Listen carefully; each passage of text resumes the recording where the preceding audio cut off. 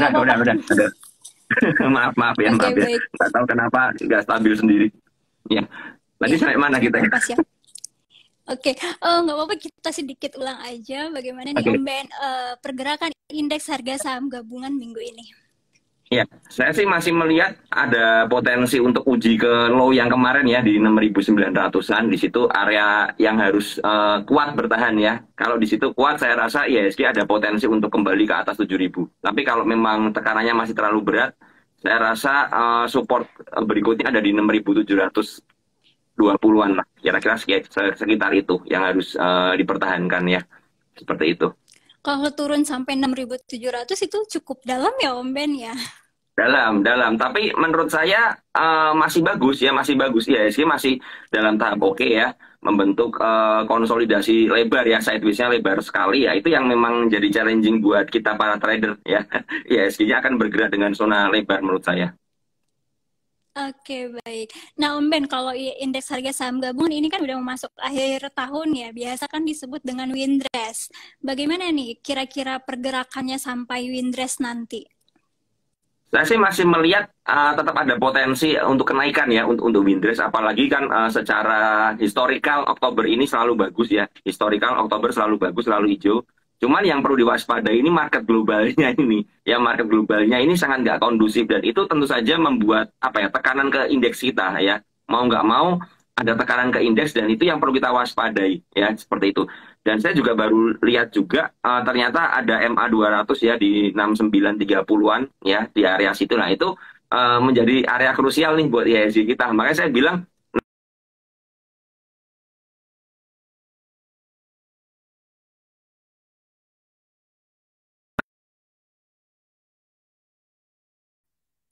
Iya, oke Om Ben.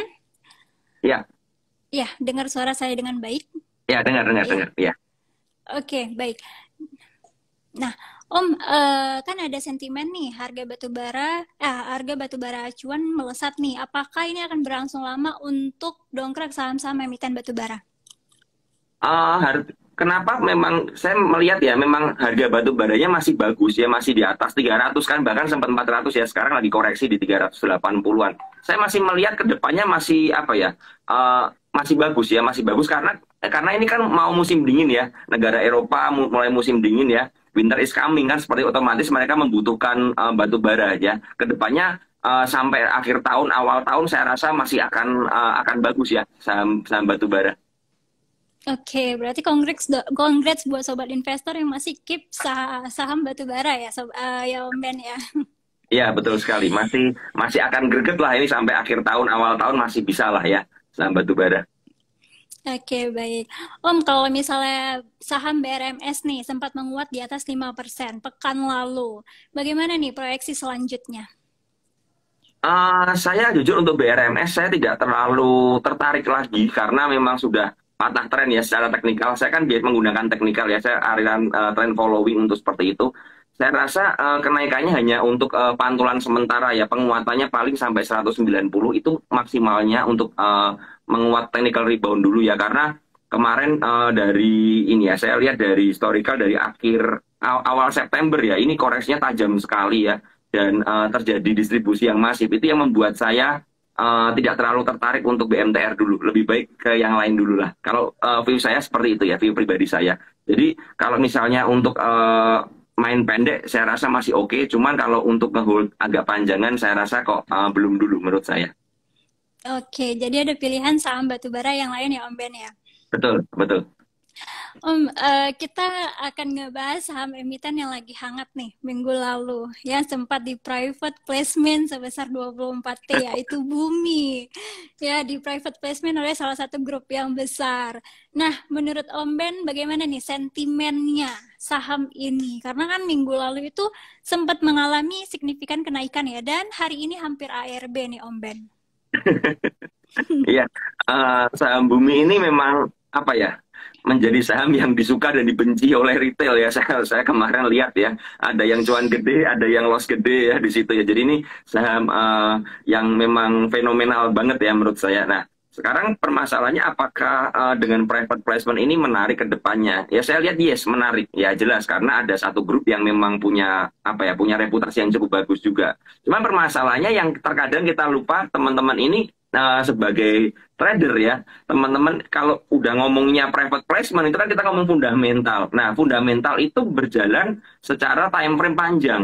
Ya, jadi pergerakan harga dalam kurun waktu singkat ini tidak dipengaruhi oleh fundamental atau private placement, itu hanya menjadi sentimen sesaat yang terkadang biasanya dimanfaatkan oleh spekulan-spekulan atau big player untuk mengeruk keuntungan di sana, alias untuk nyopet ya, untuk ngerampok ya kalau mereka ya, karena kan dana besar ya untuk ngerampok. Nah ini yang perlu diwaspadai dan yang terjadi juga seperti yang kita lihat hari ini ya, kita lihat hari ini kemarin di hari Jumat menguat sampai 186 ya. Tapi ternyata ketika broksumnya sudah keluar ya, saya langsung bisa memperkirakan besok Senin bakal terkoreksi masif ya, karena akan ada yang bongkaran barang ya yang udah beli di hari Jumat itu secara masif akan keluar di hari Senin ini, dan ini terjadi menurut saya.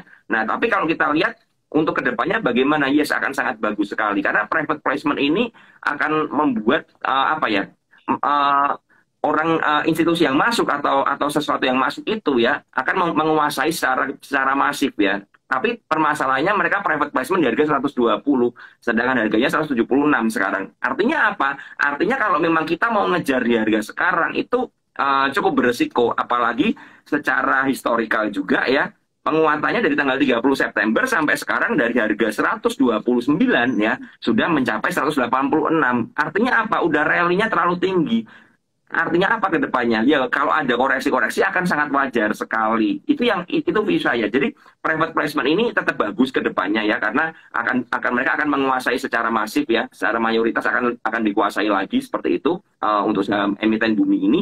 Cuman permasalahannya untuk entry di harga sekarang menurut saya masih terlalu berisiko. Seperti itu. Oke, baik. Karena udah cukup ketinggian ya Om Ben ya, karena bakalan ada terkoreksi wajar ya Om Ben ya untuk saat Ya, ini. betul. Om Ben, sebenarnya salah satu yang ingin ditanyakan nih, sebenarnya plus minus dari private placement itu sendiri apa sih Om Ben? Apakah kepentingan dari orang yang meletakkan private placement atau dari emiten tersebut?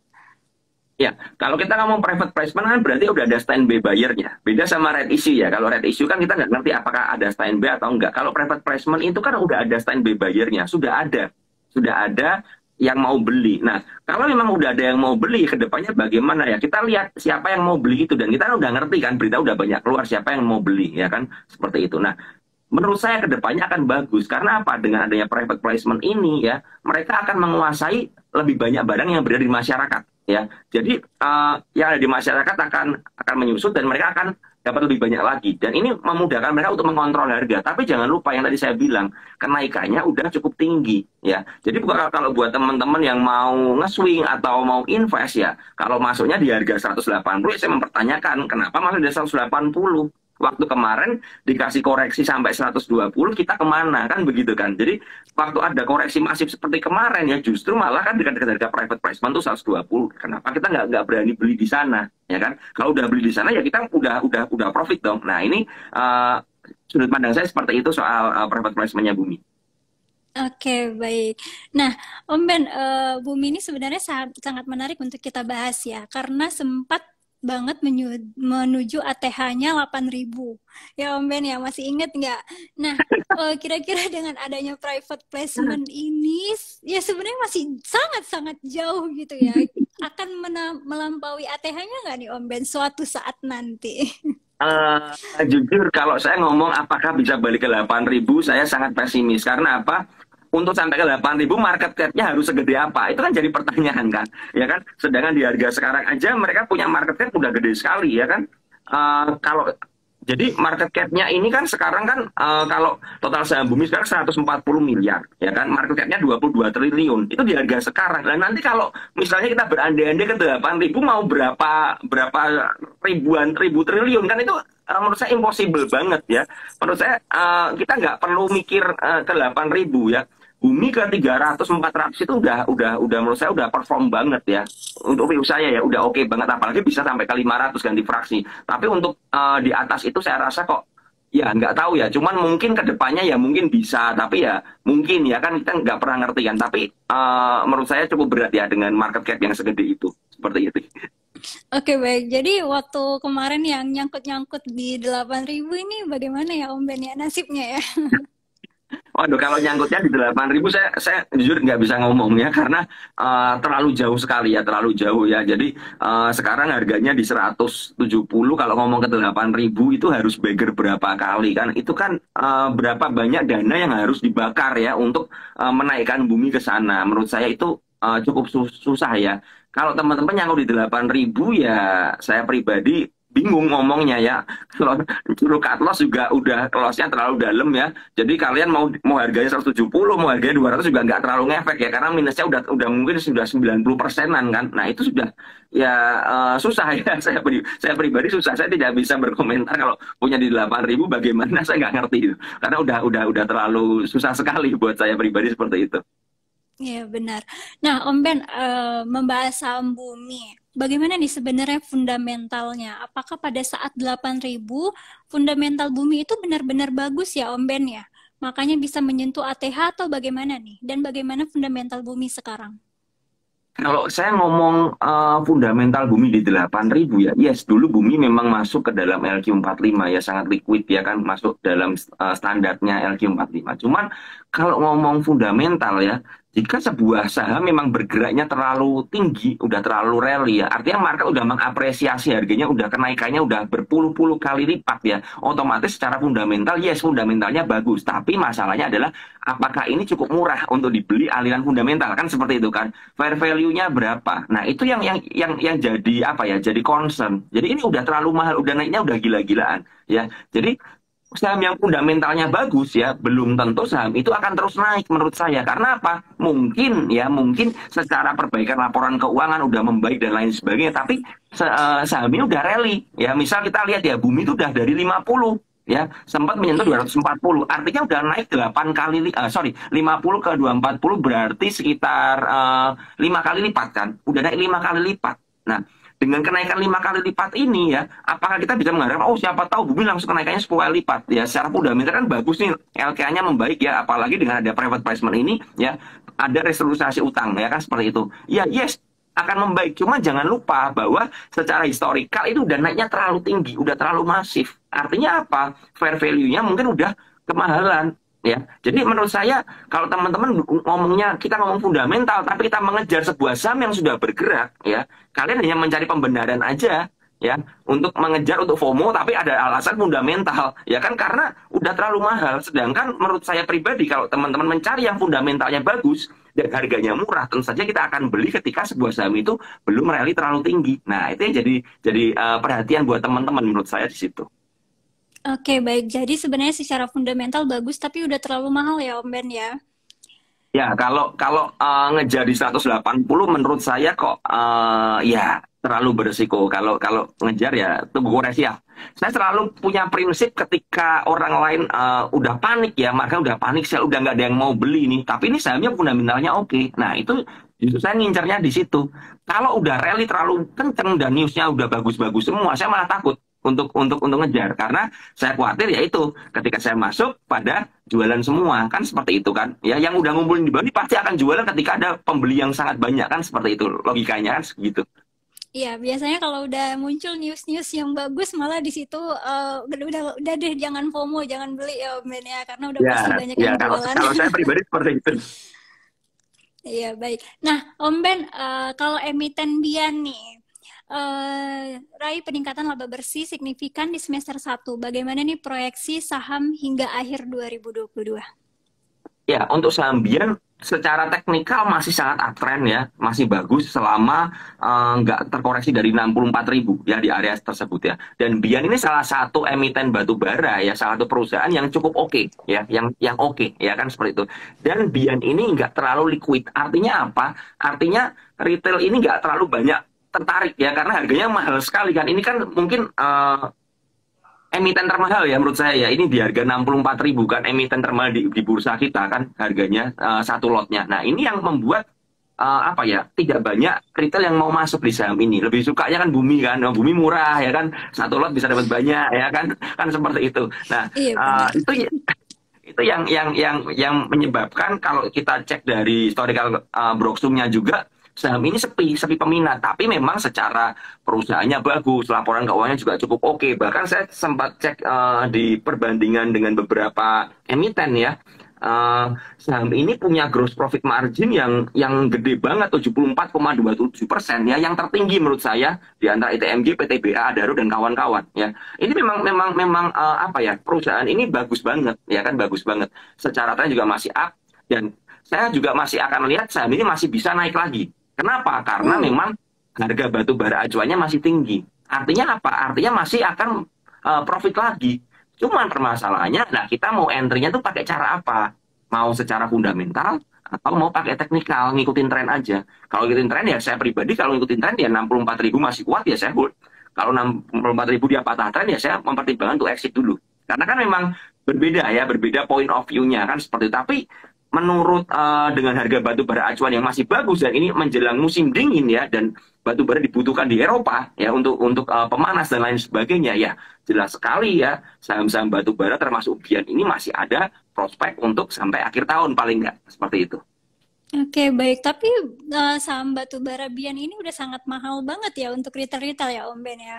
Ya, harganya memang sangat mahal sekali, dan menurut saya emitennya ini memang seperti sedikit eksklusif ya di saham ini ya, sehingga nggak banyak retail mau beli. Kalau sudah di stock split kan berarti kan tujuannya supaya terjangkau oleh teman-teman retail ya, udah nggak eksklusif lagi. Tapi selama dibikin eksklusif begini ya saya rasa mereka masih punya kepentingan juga ya. Kita nggak akan ngerti pucuknya di berapa, tapi ya secara kalau saya lihat dari secara trennya masih uptrend banget kan, seperti itu. Oke baik, mudah-mudahan Biam cepat stock fit deh biar banyak retail-retail yang bisa beli. Nah, hampir sama dengan Bian nih Om Ben, PTBA. Sukses mencatatkan kinerja positif di semester 1 karena ditopang pertumbuhan pendapatan yang solid. Bagaimana nih proyeksinya hingga akhir tahun? Sama ya, sama dengan emiten batubara lainnya, PTBA masih sangat oke ya untuk prospek kedepannya. Apalagi kalau teman-teman udah hold di bawah ya, mungkin teman-teman yang hold di area 3.000-an ya bisa hold aja, masih bisa hold aja. Memang area secara teknikal area resistnya di 4.500-an ya, di situ memang area rejection terus ya, gagal breakout terus ya, beberapa kali gagal breakout. Nah, sekarang kita kan kalau misalnya melihat ya, oh saham ini memang masih oke ya, masih oke PTBA. Saya pribadi menilai masih oke. Cuman kan kita harus mencari entry-nya ya, mencari entry-nya untuk memanfaatkan bisa dapat profit sampai misalnya untuk akhir tahun atau Januari kan, seperti itu kan. Karena memang masih bagus secara batu bara. Nah, kalau saya pribadi melihat PTBA masih oke ya, selama dia masih bertahan di atas 3.700 masih sangat oke banget ya. Itu justru kalau memang teman-teman mencari apa ya, mencari entry ya, ya manfaatkan aja kalau ada diskonan kan, begitu kan, nyicil aja kalau ada diskonan ya. Secara MA juga masih masih bagus, masih uptrend semuanya ya. Nah kita tinggal cari aja entry-nya. Jadi menurut saya PTBA masih oke untuk kita watch untuk kedepannya ya, seperti itu. Oke, baik. PTBA masih oke juga ya, salah satu saham batubara yang cukup diminati ini Om Ben. Nah, Om Ben, ngomong-ngomong soal saham batubara nih, tahun depan kan diprediksi kita akan ada ancaman resesi ya. Bahkan dengar dari news ada stagflasi nih, lebih parah dari resesi. Bagaimana nih Om Ben, saham-saham emiten batubaranya Om Ben? Iya, menurut saya kalau ada resesi ya biasanya ya sektor energi ini ya termasuk batu bara itu menjadi apa ya, primadona ya kan, karena yang lain akan stuck semua kan. Kenapa ngomongnya kan stagflasi ya, ini udah stuck, udah nggak naik lagi ya, udah jalan di tempat ya. Udah lebih parah daripada inflasi kan ini kan. Nah ini yang membuat apa ya, tetap ada potensi ya di sektor-sektor energi ya, di komoditas-komoditas, apalagi di batu bara seperti itu masih ada potensi. Cuman yang menjadi pertimbangan adalah kita ini jangan terlalu FOMO ya. Memang kedepannya masih bagus, tapi ya jangan asal-asalan. Maksudnya kan seperti itu ya, jangan asal-asalan. Cuman saya masih melihat kedepannya masih akan sangat oke sekali. Apalagi kalau udah ngomong resesi atau stagflasi, pasti sektor energi ini yang jadi primadona biasanya. Karena kan harganya akan melambung tinggi, semakin melambung tinggi ya, seperti itu. Oke, baik. Jadi kalau untuk saham batu bara ini untuk sampai tahun depan nih yang memang investasi ya, investor itu lebih baik di keep ya Om Ben ya. Ya, saya pribadi kalau memang udah ngomongnya teman-teman udah beli ya, beli dari tengah tahun ya, tengah tahun lalu atau awal tahun ya, saya rasa bisa di-keep aja. Yang jadi permasalahan kalau udah yang FOMO-FOMO ini di pucuk ini yang harus mempertimbangkan entry-nya bagaimana pengaturan money management dan lain sebagainya. Karena ya setiap saham yang naik pasti akan ada koreksi ya. Kenaikan semakin kencang, koreksi juga akan semakin kencang. Itu prinsipnya seperti itu. Oke, baik. Nah, Om, sektor mana nih yang kecipratan cuan dari naiknya harga batu bara acuan? Kalau yang kecipratan ya jelas sektor batu bara ya, karena menurut saya dengan batu bara ini semakin mahal ya, semua sektor itu kena imbasnya. Karena apa? Karena kan bahan baku yang untuk digunakan untuk manufaktur, misalnya seperti itu kan semakin mahal, otomatis kan, semuanya akan semakin mahal ya, semuanya akan tertekan. Yang nggak tertekan apa ya? Cuman ya yang di komoditas ini, makanya kenapa kita lihat sektor batu bara ini paling perform kan sampai sekarang nggak pernah apa ya koreksinya pun nggak pernah masif ya kita ngerti kayak Adaro ya kan Adaro juga rally sampai 4.000 sekarang udahan. Nah ini kenapa ya karena memang harga acuan batu bara seperti itu. Jadi sektor yang paling menarik apa jelas sektornya ya sektor batu bara seperti itu. Itu memang kayaknya sektor terfavorit sepanjang masa ya Om Ben ya.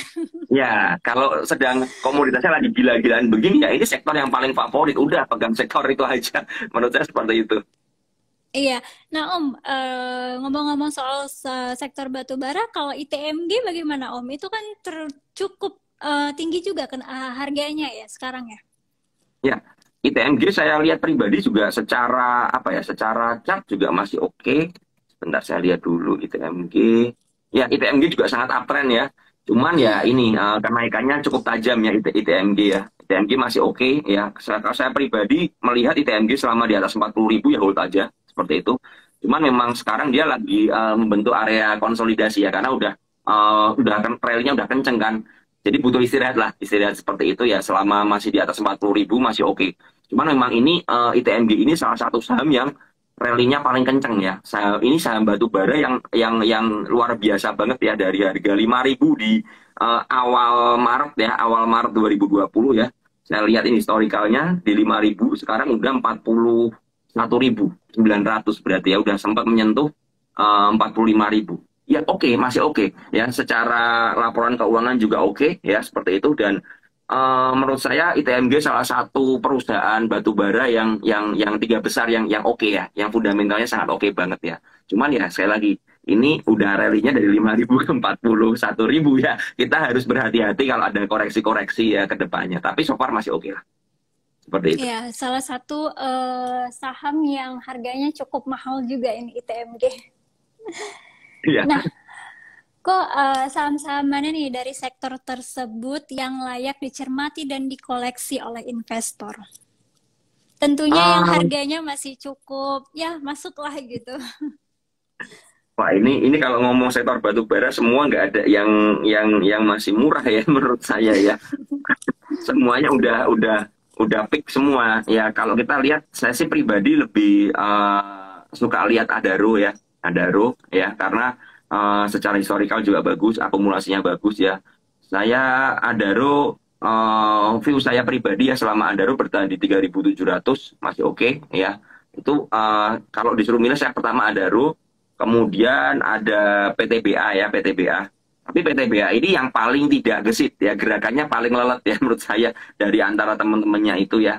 PTBA selama di atas 3.700 ya masih juga oke ya. Saya paling dua saham itu aja yang jadi pegangan saya. Kalau ITMG menurut saya kok ngeri-ngeri gimana gerakannya ya untuk dipegang ya seperti itu ya. Kalau saya itu aja sih, dua itu aja. Adaro sama PTBA saya. Kalau ITMG sama Bian tadi mungkin karena udah terlalu mahal sekali ya Om Ben ya untuk saham batu baranya. Yes, dan saya pribadi tidak terlalu suka saham yang memang terlalu mahal ya, karena ya mahal aja gitu. Seperti Iya, itu. tapi kira-kira kapan ya stop fitnya? Karena kalau kayak kita lihat di blue chip nih BBCA, semahal apapun dia udah berapa kali stop fit semenjak IPO-nya ya Om Ben ya. Iya, saya melihat selama mereka tidak ada kepentingan untuk membagi barang ke kita, ya nggak akan stock split itu aja intinya. Ya, karena apa? Karena tujuan dari stock split jelas kan supaya kan terjangkau oleh investor, ya kan terjangkau. Artinya apa? Kalau terjangkau oleh investor berarti investor bisa beli dan ada yang bisa jualan kan, ada yang mau berbagi barang ya. Selama mereka ini nggak mau bagi-bagi ke investor, ya, menurut saya ya nggak akan stock split, udah akan dibiarin jadi saham VVIP begini, saham eksklusif aja. Menurut saya seperti itu.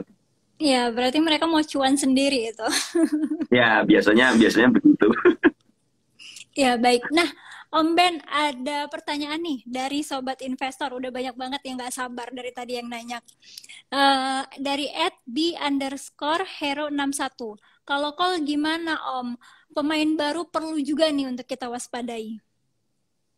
Saham call ya, saham call ini kalau kita ngomong di sebuah saham yang barusan IPO ya, menurut saya kita nggak bisa nih untuk apa ya, untuk pakai fundamental murni. Karena saham yang barusan IPO ini sangat dipengaruhi oleh buyer dan seller ya. Dari harga IPO-nya ya, dari underwater-nya dan lain sebagainya. Ya, jadi saya pribadi untuk saham call lebih bermain jangka pendek aja ya. Jangka-jangka pendek menengah aja. Selama kalau saya lihat ini selama di area ini 450 kuat. Ya, selama kuat di atas 450 ya kita bisa lah.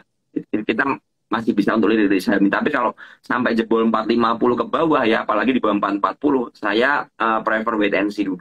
Ya, karena secara teknikal udah mencoba 3 4 kali ya bertahan di 476 dan nggak kuat ya kan seperti itu. Artinya dia akan menguji supportnya di 450. Nah, 450 harus kuat ya kan seperti itu ya. Jadi buat saya pribadi untuk saham yang barusan IPO saya akan memanfaatkan untuk swing pendek-pendek dulu aja, bertahap dulu daripada harus untuk panjang saya nggak akan berani. Coba saya lihat selama seminggu, selama seminggu masih oke akumulasinya ya, masih masih cukup oke juga call ini ya. Jadi seperti itu 450 440 lah mentok-mentok tuh yang harus dijaga ya.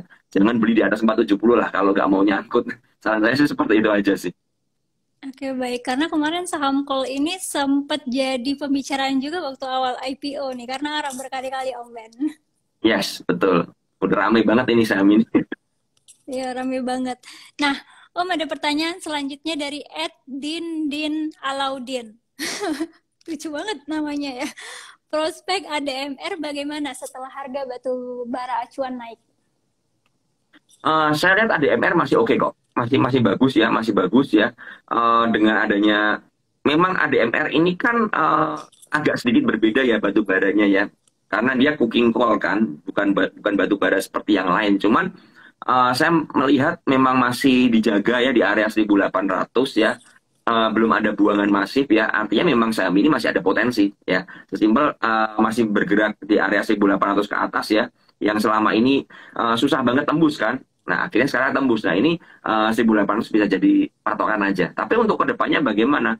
Kedepannya ADMR ini menurut saya bisa ya, masih ada potensi untuk reversal tutup gap sampai 2.100-an lah ya, itu masih bisa banget. Ya, baik. Karena beberapa minggu lalu seharusnya ADMR itu nembus 2.000 ya, Om ya. Tapi Ya, sampai saat ini ternyata malah dia gagal nembus di angka 2.000. ya, karena kenaikannya waktu nembus 2.000 itu terlalu kencang menurut saya sih. Naik sampai 10% ke atasan jelas kan, dengan ada kenaikan yang kencang seperti itu, ya dimanfaatkan orang untuk jualan juga kan. Jadi lebih baik menurut saya kalau kayak ADMR ini naiknya slow-slow aja lah. Itu jauh lebih enak ya untuk jangka panjang ke depannya. Oke, baik. Om ada pertanyaan selanjutnya dari Fastback77. Adaro dan PTBA baiknya di entry berapa nih, Om? Ya tadi ya saya sudah bilang Adaro tadi best price-nya Adaro sebenarnya di area 3.700 sampai 3.600-an ya. Itu area best price menurut saya ya, menurut view saya seperti itu. Kemudian untuk PTBA ini ya sama sih di area situ ya. Tapi kan nggak ngerti ya, PTBA ini kan sekarang 4.150 ya, di atas harga 4.000 ya. Apakah dan dari Juli sampai sekarang belum turun dari 4.000 ya, dijagain ketika ada di 4.000 dipantulin, ada 4.000 dipantulin ya. Kalau kamu best price-nya tentu saja di 3.700-an. Cuman selama kuat di atas 4.000 ya kita layak untuk koleksi pelan-pelan lah. Saran saya untuk PTBA, teman-teman bisa kolek pelan-pelan lah, bertahap aja. santai aja koleksinya, jangan terlalu agresif karena memang masih ada potensi koreksi sampai 3.700-an menurut saya. Oke, baik. Jadi kalau untuk PTBA lebih baik money management ya, Om Ben ya. Yes, betul banget. Iya, diatur porsinya, mana tahu dapat harga yang murah ya, Om. Ya, betul. Nah, Om, ada pertanyaan selanjutnya dari M Sugeng 30. BSSR dividen jumbo, baguskah buat investasi? BSSR. BSSR. Coba BSSR ini saya cek dulu dividennya kapan nih. BSSR. Bentar. Oh, 22 udah dividen ya kemarin ya. Iya, Berarti dividennya 22 September ya. Dividennya gede banget ini. 27% ya yieldnya. Coba kita lihat chartnya. Waduh. Saya pribadi kalau habis ada goncangan seperti ini mendingan lebih nungguin dulu. Ini ada gap di area 4.250-an ini. Ya. Jadi better kalau mau ngincer BSSR ya di area gap-gap itu aja sampai ke MA 200 di 3.900 ya, cukup lebar ya, karena memang dengan adanya dividen 27% ini ya, ini sadis banget sih dividennya dari koreksi dari 5.000 sampai ke 4.500 ini ya. Nah itu kalau saya pribadi lebih prefer nunggu di gap aja ya, gap bawah aja daripada harus ngejar ya, karena ini cukup ngeri juga ini penurunannya. Seperti itu. Iya, biasa itu karena dividen trap ya, Om Ben ya? Yes, dividen trap. Jadi, karena wajar lah dividennya 27%, orang banyak berspekulasi, kemudian mereka jualan semua, seperti itu. Ngomong-ngomong soal dividen trap nih, Om Ben, kira-kira make sense nggak sih ketika kita mau mengejar dividen, lalu harganya tiba-tiba turun sebelum kita menjual? Apakah itu satu hal yang make sense untuk dilakukan para trader? Menurut saya ya, kalau teman-teman mau berspekulasi mengejar, jadi ini kan ini ada sebuah saham yang menghasilkan dividen kan, seperti itu kan. Nah, teman-teman ada dua pilihan kan. Teman-teman mau ambil dividennya, alias ngehold aja ya, nyimpen ya, atau teman-teman memanfaatkan momentum aja kenaikan harga. Artinya nggak perlu ambil dividen. Nah, jadi teman-teman harus mengetahui itu dulu. Dua itu teman-teman mau ambil yang mana, ya kan? Nah, kalau teman-teman mau ambil dividennya, jelas kalau mau ambil dividennya, berarti teman-teman kan menganut sistem fundamental nih, ya. Teman-teman harus mempelajari ini bagaimana laporan keuangan ke depannya, prospek ke depannya bagaimana. Sebelum apa? Sebelum di-announce yield-nya itu, ya. Kalau sebuah saham udah di-announce yield-nya, biasanya kalian boleh cek, itu historikalnya udah naik pasti, ya. Sahamnya udah naik. Nah, kalau udah naik begitu bagaimana? Saran saya jangan mengambil dividennya, manfaatin aja untuk trading aja, untuk ambil kenaikan harganya. Itu jauh lebih aman daripada kalian ambil dividennya. Karena buat saya pribadi, nggak make sense banget kalau teman-teman mau ngejar dividen, tapi ngehold sahamnya itu dalam jangka pendek, cuma 1 bulan. Ya. Kecuali memang kalian memiliki apa ya, akun sekuritas yang punya privilege bisa jualan pagi-pagi. Ya, itu mungkin bisa ya beli, kemudian dibawa naik ke atas ya, kemudian kalian jual, kalian minus secara portofolio kalian, tapi dapat dividennya untuk menutupi minusnya, itu bisa. Tapi kan nggak semua orang bisa seperti itu kan. Nah, jadi saran saya ya, kalau teman-teman mau ambil dividennya ya jangan holdnya jangan panjang ya. Misalnya, oh kalian ngerti di perusahaan A ini akan prospek kedepannya bagus nih, laporan keuangannya terus membaik. Oh, dividennya biasanya mungkin kuartal 4 atau tahun depan kuartal 1 misalnya. Nah, sekarang gimana? Nah, belinya mulai dari sekarang ya. Mulai dari sekarang kalian lihat, kalian nyicil beli mulai dari sekarang. Tujuannya apa? Sehingga kalau ada kenaikan besok dan sampai ada pengumuman dividennya ya, kalian udah dapat gainnya dari porto itu, misal udah naik 30%. Nah, kan udah dapat 30% dulu. Nah, setelah itu kalian bagaimana menentukan, oh ternyata dividennya nggak jadi gede, ya udah jual. Kan gitu, oh dividennya gede, saya hold, silakan. Ya, jadi menurut saya itu yang perlu dipertimbangkan buat teman-teman ya. Kalau ngejar untuk jangka pendek, minta dividennya, plus minta kenaikan dari porto kalian gara-gara harga, itu menurut saya impossible banget. Ya, apalagi kalau dividen yieldnya gede, di atas 7%, di atas 10% ya, itu pasti akan ARB sahamnya. Seperti itu. Oke, baik. Jadi malah bisa-bisa jadi minus ya. Yang tadinya mau ngejar dividen Ya. malah jadi minus ya. Nah, tapi Makanya kan Om, kalau makanya ada dividen trap. Karena apa? Banyak orang nggak ngerti, akhirnya kejebak. Ya kan, sebenarnya kan ya itu wajar banget kan begitu. iya benar, banyak orang kejebak dan sampai saat ini masih banyak yang mengincar dividen dengan cara yang seperti itu, Om. Nah, Om, ada pertanyaan nih dari @trader_pemula30. Doit view-nya gimana Om Ben? Saham Doit. Waduh, Doit ini menurut saya saham batu bara yang paling mengenaskan ya pergerakan harganya. Jadi Kenapa itu? kalau lihat chartnya juga setelah terjadi buangan gede ya waktu di bulan Mei itu ya tiba-tiba ARB mendadak ya dan kemudian di gap down gila-gilaan kan ARB berapa kali 1, 2, 3 ini ya dan harganya nggak pernah balik lagi di atas 460 kan sekarang kan masih ya bertahan di area sekarang. Nah area sekarang sebenarnya di Dow itu area support ya karena itu ada MA 200 di situ di area 380-an kan. Nah, itu sebenarnya area beli kita ya. Kalau jebol di bawah itu ya saya pribadi lebih baik stay away dulu ya dari saham Doit ya karena ya ini memang memang paling saya bilang ya paling mengenaskan banget ya karena ya terjadi buangan masif ya. Nah, yang butuh teman-teman ketahui begini dari sebuah sektor ya dari sebuah sektor misalnya sektor batu bara ya tidak semua sahamnya itu perform menurut saya karena pergerakan harganya jelas dipengaruhi buyer dan seller. Sedangkan kita ngerti kalau ada pihak-pihak yang memang buangan masif di harga 500 waktu itu berarti memang mereka mau sesimpel mau keluar. Nah kalau ada big player mau keluar begitu kita bagaimana ya jangan ada dulu tunggu dia mereda tunggu nggak ada buangan lagi baru kita mulai masuk memanfaatkan apa potensi untuk technical rebound-nya ya. Dan ketika memang udah sideways, nah kita bolehlah kita mulai mengincar. Tapi kalau memang lagi buangan dan bantingan kenceng, saran saya janganlah. Mending nonton dulu daripada kita kegencat di sana. Seperti itu. Oke, baik. Jadi kita harus tahu dulu juga titik entry kira-kira setelah koreksi itu di berapa baiknya ya Om Ben ya? Ya, betul sekali. Ya, Om ada pertanyaan selanjutnya dari Candy_Karen. Om Ben, Sliss dan Jekon minggu-minggu kemarin sebagai saham top gain. Bagaimana ke depannya? Oh, kalau Sliss ini beberapa minggu lalu sempat arah berhari-hari ini. Ya, saya mulai dari Sliss dulu ya. Iya. Nah, ini biasanya yang nanya ini biasanya ada potensi nyangkut ini. Biasanya begitu kan.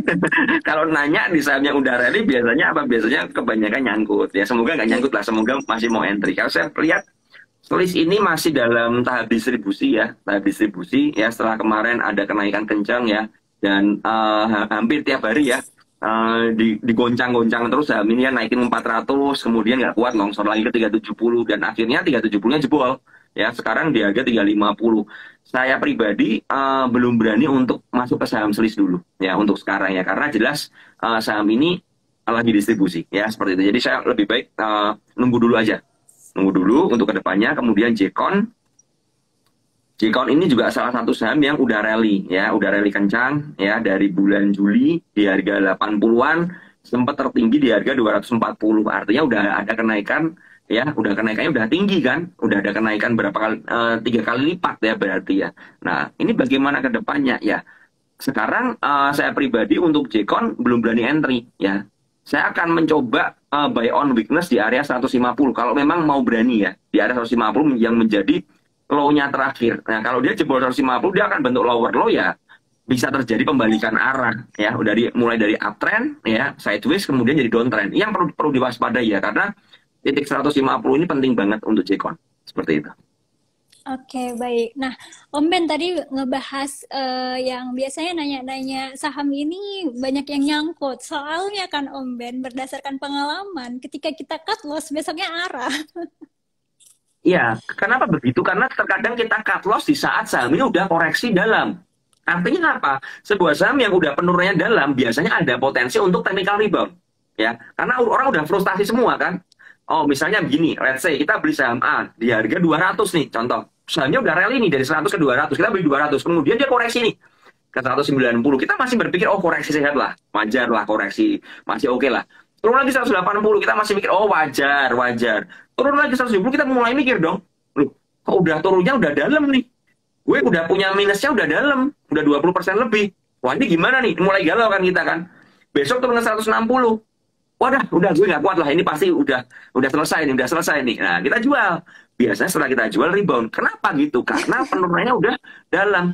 Kadang-kadang kalau kita udah panik, kita nggak ngecek di mana support dan resistnya. Jelas itu, kita nggak akan pernah ngecek. Karena kita hanya melihat di porto kita.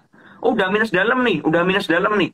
Ya, padahal justru di area-area tersebut biasanya ada pantulan. Karena apa? Udah ini turunnya udah terlalu dalam. Misalnya udah ARB 4 kali, ya kan? Biasanya udah ARB 4 kali ada potensi untuk rebound lagi. Nah, ketika kita jual di ARB misalnya kan kejebak ARB ini, kita jual nih, udahlah jual. Ketika laku biasanya akan rebound karena apa? Kan bangun kan, akan direspon market dan apa ya, spekulan-spekulan yang beli di bawah ini berusaha angkat harga supaya bisa lepas di atas. Ya, harganya akan bergerak liar lagi. Nah, kita salahnya apa? Kita nggak disiplin. Ya, kita nggak disiplin dari awal mau ngejar, misalnya mau buy on breakout nih, 200 resist buy on breakout nih untuk next resist 220. Kita buy on breakout, tapi kita gagal mengantisipasi kalau gagal breakout bagaimana. Ya, kita belinya di pucuk beneran, tapi nggak mau disiplin cut loss langsung. Ya, akhirnya apa? Perlunya terlalu dalam dan ketika kita memutuskan cut loss tiba-tiba rebound sahamnya karena mungkin kita cut lossnya di support seperti itu.